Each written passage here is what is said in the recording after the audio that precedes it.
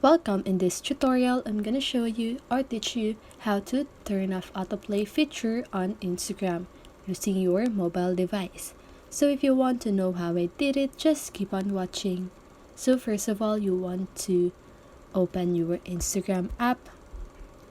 So here on your Instagram app, there's no specific option for or to disable autoplay on Instagram.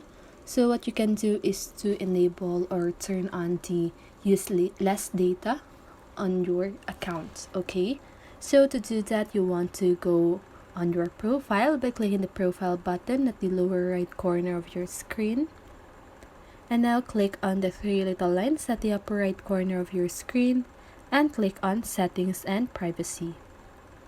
So now you want to scroll down until you see data usage and media quality. So now just go ahead and do that. And as you can see at the use less cellular data, you can see that the switch is already turned off. So if you want to turn off the autoplay, just go ahead and leave it like that. But if you want to enable the autoplay, you want to turn that switch on. So as you can see here, using less cellular data may affect your experience on Instagram. For example, photos and videos may take longer to load. Okay, so that's it. That is how you turn off autoplay feature on Instagram.